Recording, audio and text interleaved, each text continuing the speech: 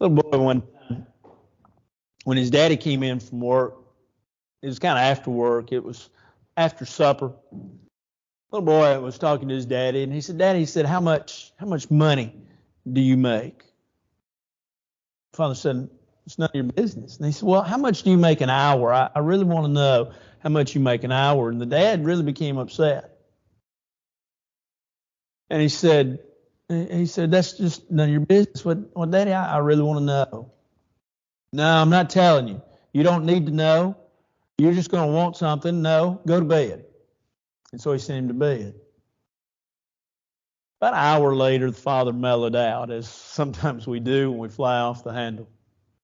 He mellowed out a little bit, and he went up to his little boy, and he said, "Son," he said, I made a mistake. I didn't treat you right. I was aggravated over some things of the day and took it out on you, and that wasn't right." And he said, "What do you want to know?" And he said, "Well, Daddy, I just want to know how much money you make an hour." And the father said, "Well, I make $20 an hour." The little boy said, "Daddy, can I have $9? Father said, "Yeah, here it is." And so the little boy, when he grabbed the $9, he pulled out from under his pillow some money, wadded up. He began to lay it out. His father became upset again. He said, "Why do you need $9 if you already had money?" The little boy put all the money together, counted it out to his daddy. He said, "There's $20. Can I buy an hour of your time?" Time is the most precious commodity we can give people. It is that which they crave, but as a society, we have become more inward than outward. We have become more exclusive and more, if you will, just about me than about others. That's society. You know, you used to have a front porch, and you used to have a fence row that you could go to and talk to your neighbor. Now we have a television in the living room, and don't bother me because my doors are locked. You know, I came from Dixon. I've been there a long time. I could walk around Walmart and I could say hi to everybody. I still say hi to everybody down here at this Walmart, by the way. Now that they've taken my mask off of me, thank goodness. I still speak to everybody, but I realize it's probably not as wise as maybe it should be. We have become a society that has turned inward, but yet in reality, we still need each other. We still need people. Several years ago, someone asked me a question, and it was kind of an interesting question, and it was my opinion, and it's the answer that I gave them, and it's still the answer that I hold. They asked me, why were bars becoming such a prevalent thing? And I said, well, it's simple. The idea of the front porch and the fence row, the fence, is gone. The need for family and the need to be around people is still there. We found it as a society easier to go there and find our family there than to go to church and find our family there. That person thought I was intelligent. I had them fooled. But the truth is that people need people. God looked at Adam and said what? It's not good that he's alone. There's the key word. Yes, he made for him a helpmeet. Yes, he made for him Eve. But the key was it was not good for him to be alone. God really made us social people. But what do those people need from us? See, that's the question. And I think God kind of shares it with us that let me give you some answers. Let me give you something to think about in dealing with people. Because if we are to define sin as a violation or a contradiction or a going against sonship with God and brotherhood with mankind, then that be so, we need to remember that we need to be good with everyone. Those that we seemingly get along well with and those that we don't. Those that have personalities that are different than ours, that grate on our nerves, even those people. But what do they need from us? Well, sometimes people just need attention. Sometimes people just need our attention. It's easy not to give people our attention anymore. I was watching, I think it was a clip. Let's just put it like that. I was watching a clip the other day, and it was a politician. Now, I know people holler questions at them all the time. And it wasn't that they were giving dumb answers to the questions. They were just simply ignoring these reporters. They were walking along, and these folks were minding their distance, but hollering questions at them. They didn't answer them. You've seen it. You've seen it with regards to actors and actresses. They often get hollered at, and they pay them no mind. We do the same. We drive down the road. We don't wave. I've got several people, though, trained on this road. If I'm in my driveway or I'm walking to my mailbox, I wave. I noticed yesterday I had 3 that waved back. They're starting to learn. I got another up on the ridge. Every time she hits the bridge, she sees me, she speeds up.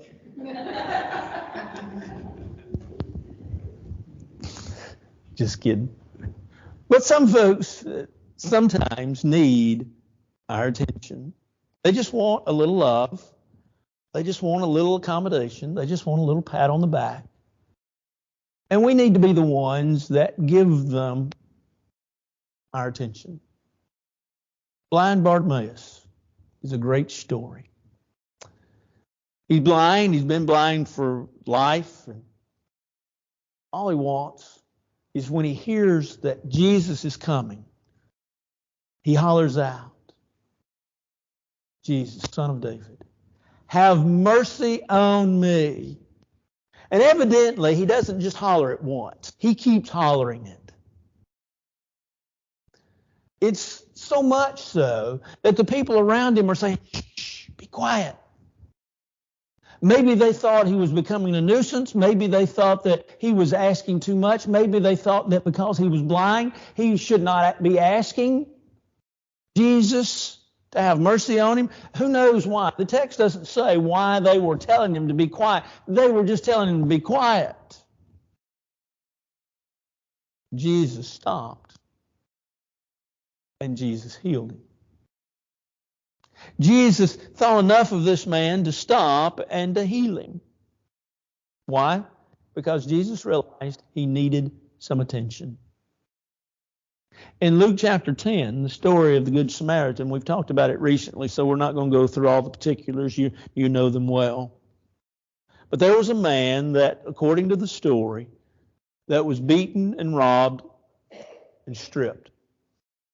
What did he need? Attention. He wasn't hollering for it, literally. Figuratively, yes. But what did he need? He needed attention. And so Jesus' story has the man, the Good Samaritan, stopping to give attention. That's what God's called us to do. By liberty, God has not called us to be individuals that are not lawful. But in that liberty call that God has extended to us in Galatians chapter 6 and verse 3, we're to bear one another's burdens. We're by love, Galatians 5 verse 13, to serve one another.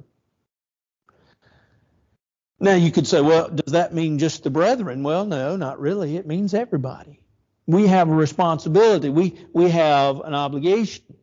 Now, if you want to talk about just the body, we can look at 1 Corinthians chapter 12, can't we? That according to chapter 12, verses 25 and 26, where Paul is talking about the body. He talks about how that the body has many members, how that it's made up of many members, and each member is to do what? Well, each member is to basically supply the other. Good timing. But as he talks about it, he says if one of the members basically rejoices, we're to rejoice with it. If one suffers, we're to suffer with it. We're to be there. We're to give it attention. I appreciate a man that I know of that back quite a few years ago, his wife was driving a car. His daughter, teenage daughter, was in the car with her. The mother pulled out in front of a car. It was kind of a blind hill. She pulled out in front of the car. The car was T-boned. The teenager was killed.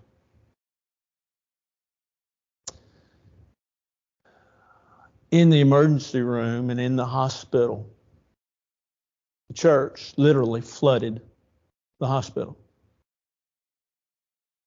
So much so that one of the nurses came and asked the father, said, "Is there something we can do for you?" He said, "No." He said, "God has taken care of me. He sent 200 of his angels here to help me get through." It's not always what you say. You see, Job's friends opened their mouths, and when they opened their mouths, they destroyed the good that they had been doing for about a week when they'd sat there with Job and just sat there. But they had given him the attention that he needed. Folks need our attention. Whether we realize it or not, in our busy lives of just being focused upon us, we need to remember that we need to just stop and give people our attention. It's not always going to be easy. It's not always going to be fun. A lot of opportunities are going to be missed. Suzanne and I was out shopping, our regular Friday night shopping. We were out and we were in the frozen goods section. I won't tell you that we were looking at ice cream, but we were looking at ice cream. And there was a lady. I really didn't know anybody was on the aisle but us. I was trying to hide it from everybody. But there was a lady that was in one of those motorized wheelchairs that's guaranteed to run over you. She was in one of those motorized wheelchairs. "Sir or ma'am, could you come here and get up off?" And she did not want to, probably didn't need to get out of her chair. And I went down there and I got her quart of strawberry ice cream that she wanted. I was glad to do it. I told Suzanne, I said, "I wished I had a business card, not my name, that just simply said River Road Church of Christ." We're going to have some before long. And it's not that I wanted any glory. I just wanted her to know, Christian, glad to do it. And I was tickled to do it. And Suzanne would have been too, but I beat her to the punch. She was still trying to get my ice cream. We need to understand that people do need attention, and we need to be the ones that give that attention. God pays attention. I love you, the psalmist said. I love you, God. I love the Lord because he inclines his ear to me. He hears my supplications. Psalm 116, beginning in 1. If we love the Lord as the psalmist said, because, "Lord, you hear me, you're paying attention to me," we need to pay attention to people. Sometimes folks need us to pay attention to them. Secondly, sometimes folks need our brotherhood. The church is a family. In 1 Timothy chapter 3, verse 15, Paul says that if I tarry long, that you may know how to behave yourself in the house or the household of God. The word household, also used in Ephesians chapter 2, just simply means family. The church is a family. We don't think of it like that, but the reality of it is it's family. Now imagine, if you will, I want you to put it in context of your own family.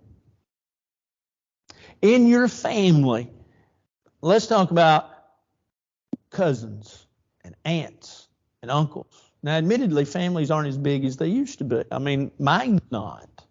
I remember as a kid growing up, my mother's side, there were 6 children. They all had 2 to 3 children apiece.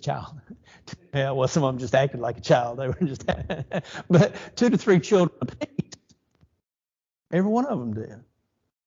And when we all got together, it was really something. Hello. But when we got together, we need to understand that there was differences. You see, one of my aunts lived in Memphis. A couple of my aunts lived in West Tennessee. My uncle lived in West Tennessee. I had an aunt that actually lived here in Nashville. Still does, by the way. Some of the kids were older A lot older. Some were just older, and just a couple of us were my age. See, I'm the youngest, next to the youngest. Mark was the youngest, and then I was next. The older ones, especially the older ones at that time, didn't really play with us kids. But we still had a big time when we got together. But there were differences. In the church, there are differences. Different personalities. There are different personality types. Depending upon who you believe and who you study in psychology, there's basically 4 different personality types, and then they're broke down. That's kind of the way I look at it. That's the way I understand all the psychology that I've had. We're all different. We all have different backgrounds. We all have different sources, but yet at the same time, too, we come together as a family. And as a family, we understand that sometimes we just need that brotherhood, that family of being together. Family implies what? Well, it implies several things. It implies unity. It implies love. Jesus says, by this shall all men know that you are my disciples if you have what? Love. One for another. John 13. It doesn't mean always that you're going to see eye to eye. It doesn't mean always that you're going to say, so to speak, if you will, sit at the same table with the same people, but when we have fellowship gathering. But it is to say that there's a sense of family, that we miss you when you're not here. We're glad to see you when you are here. We want to be with you at all times. One of the things that's being learned from the pandemic as a society is that that's part of the identity that people are struggling with, is that they lost their sense of family, not the immediate family of mother and father and brother and sister at home, but the sense of family from a global standpoint, from a community standpoint. Why? Because we couldn't interact with each other. We were afraid of one another. We were afraid that you were going to give us something. And so as doctors and psychologists, sociologists are studying this, and I keep reading their studies, they're finding out what we've missed is this sense of brotherhood. Well, the church must have that. The church must have that unity, first of all, that exists. Why do churches not get along? My experience has been they don't get along because they don't want to get along, because they don't see the church as a family. They see themselves and their way, and they don't care about anybody else. And they've missed out on what the Bible teaches. You know, when Paul would write in 1 Corinthians chapter 1 and verse 10, when he makes the statement there at the end of verse 10, he says that there be no schisms or schisms in the body. He's talking about internal division. Where does that come from? Well, that comes from a sense of not having that brotherhood, not having that family that the church needs. In Acts chapter 2, it says that the church was together and had all things common, sold their possessions and goods. It also says that they were in each other's house from time to time. Flip over a few pages in Acts chapter 12. Peter is in prison. What's the church doing? Well, they're all together in one place praying. Now, we sometimes think, well, to get together, you got to have an elaborate meal. I enjoy those. Don't get me wrong. I like those chocolate chess pie gatherings. But at the same time, too, we don't have to have elaborate meals to get together. We can have prayer time. We can have times of study. We can have times of just being together. But it's that sense of family, that sense of brotherhood that we enjoy. We enjoy with one another. And sometimes that's what folks need from us. I may not agree with you, but I like you. And I may not always see eye to eye with you, but I still like you and I love you. You're my brother, you're my sister in Christ. That's what Jesus said in Matthew 12, isn't it? That whosoever does the will of my Father is the same as my mother and brother and sister, father and sister. You're my brother and sister. We don't call each other. I call Teresa, but years ago, I would have called her Sister Teresa. Uh, Maybe not. No, I would have. I would have. And that's fine that we just refer to her as Teresa. It really is. But you understand the drift of what I'm saying. And I think that's why the Lord put that there, for us to understand as a church that there's a fellowship, a brotherhood that's needed within our congregation. But then the third thing that's needed is just a little compassion. Compassion is a feeling of sympathy or pity over the heartaches and hurts of others. Jesus is a great example. Jesus several times was moved with compassion. In Luke chapter 7, Jesus comes upon a funeral scene. The procession, if you will, from town to burial place was really not too different than ours. You know, today, in this day, we've changed it a little bit in the last few years because of the way people drive and the laws of the land. But usually you have the sheriff's department or a guide, and then it used to be the preacher's car. Now we've changed that. Although I know in Dixon County last 2 weeks ago when I did a funeral, I was still behind the deputy sheriff. But then it's the hearse, and then it's the family. Well, in New Testament times, it was family.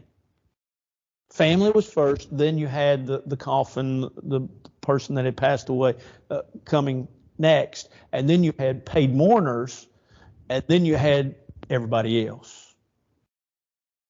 Jesus comes upon this funeral procession, and evidently all he sees is one lady leading the way. And you can imagine the heartache, the hurt, the grief. And it says Jesus was moved with compassion for this widow from Nain, and he raised her son. He healed, he made alive again her son. But he was moved with compassion. Matthew 14 is another example.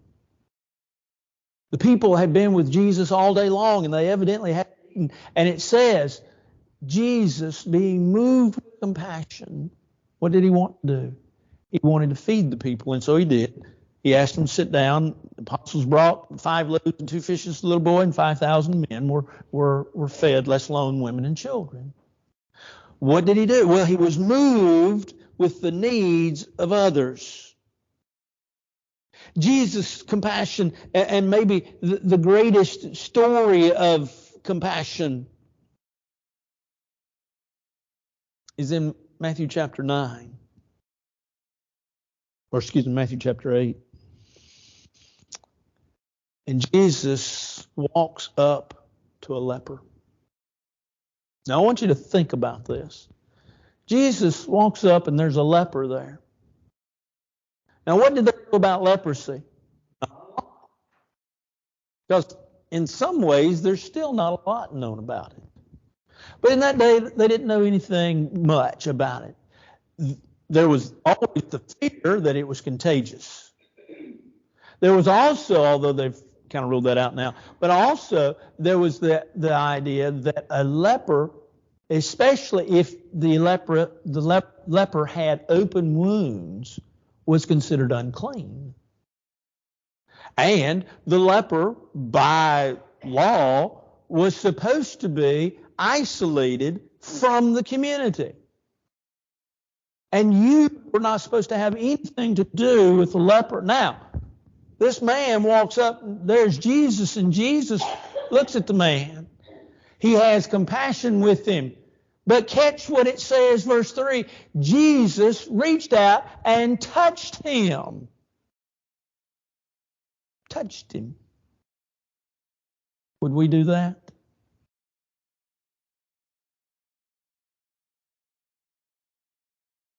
I could tell you stories.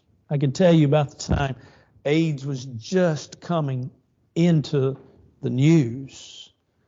And I was at the hospital with a man that was a hemophiliac. Brother Paul, yes. Glenn, I've got AIDS. And I had a wife. And I had a little boy. And I couldn't get out of there fast enough. And I stopped by, and I always stop by on the way out because I'm a little germophobic. And I washed thoroughly. And I've thought many times since then, did I show Glenn true compassion that he needed? I hope I did. Maybe not that day because I was thrown into shock, but later I did. Jesus reminds us that we need to be compassionate. In Psalm chapter 86, we're reminded that God is compassionate. He's long-suffering, compassionate. And sometimes we just need to show compassion. That's what people need from us. A little attention, a little brotherhood, a little compassion. Well, how can we apply that?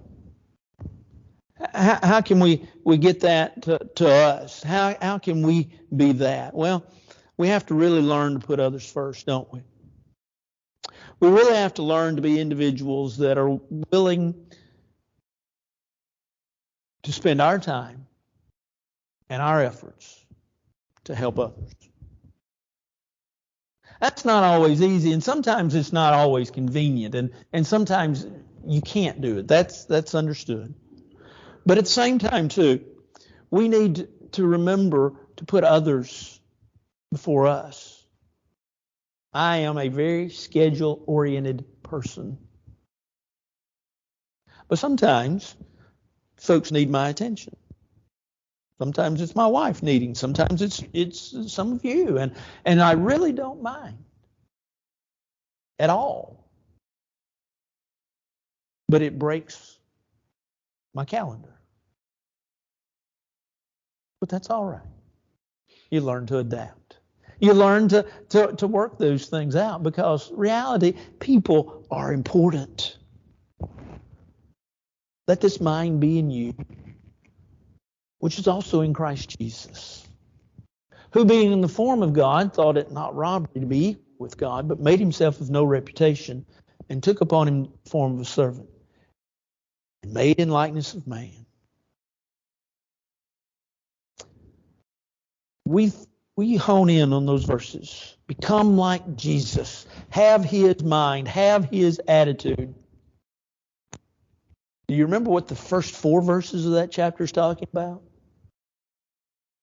The first 4 verses of that chapter is talking about serving others. Look not only on your own things, but also on the things of others. What are you going to do? How are you going to help? How are you going to be an individual that helps others? You see, we're individuals that we're saved to serve.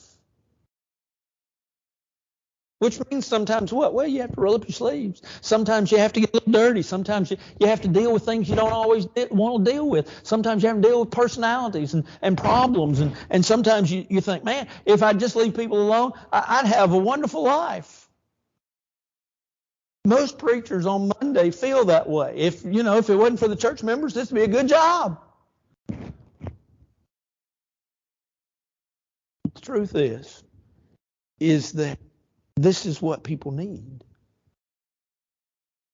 And when I read my Bible, I read this idea of joy. Jesus first, others second, self third. Right? You've heard that. You've seen that acronym. We need to remember that. We need to apply it to our lives, to fulfill our lives. Paul was an interesting case. Paul talked about not only having this mind, not only being Jesus, and not only looking for the things of others. He exemplified that.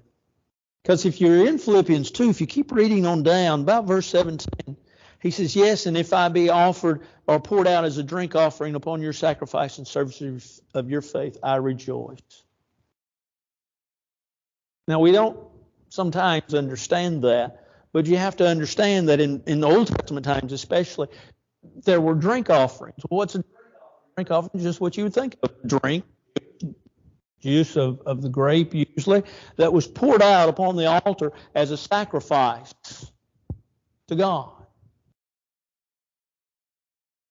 Paul says, I have to be poured out upon somebody else. He said, I rejoice. He said, that's a good thing. That's a good day. That's a good thing. In 2 Corinthians chapter 8 and verse 5, Paul makes an interesting statement. He's talking about church and collection plate and how that they had gone to them asking for more money, which the church always needs. And in 2 Corinthians chapter 8, verse 5, Paul says, this they did, not as we'd hoped, but they first gave themselves. In other words, they didn't put money in the collection plate, so to speak, at first, but they said, what can we do? How can we help? Now, it is true, we don't all have the same time, we don't all have the same talents, we don't all have the same strengths, we don't all have the same abilities. And so we have to sort of look at ourselves and evaluate ourselves, where we are, what we can do, how we can do it, and then do it. We talked a little bit about that last week. But it's our responsibility to understand and know that folks really need us just as much as we need folks. Preacher, one time, had been studying with a man. And they had gone through, they'd had a couple of different meals together out, and they had studied the Bible. And finally one day the man decided he wanted to become a Christian, and so the preacher baptized him for the remission of his sins. A few months later, this new convert came up to the preacher and he said, you all practice basin theology. He said, you practice basin theology. And the preacher said, I've read a lot, studied a lot, got a couple of degrees. He said, I've never heard of basin theology. He said, you're going to have to help me out. So the guy said, sure. He said, Pilate. He said, when they brought Jesus before him, he didn't want to have anything to do with it. So what did he do? He washed his hands. He said, you all get folks in here, and then you basically practice basin theology. You wash your hands and don't have anything to do with anybody. We need to be careful that we look outside ourselves, outside our comfort zone, outside of us, and simply ask one question: what can I do for you? And honestly mean it. And if we can't do it, something like we said, beyond our talents, beyond our abilities, beyond our time that we have at that point, pass it off to somebody else. But it's up to us to understand that people, what they need is us. And we need to give it to them. This evening, if you're not a New Testament child of God, or you're an individual that needs to rededicate your life, our prayer is that you'll come. All together we stand and sing.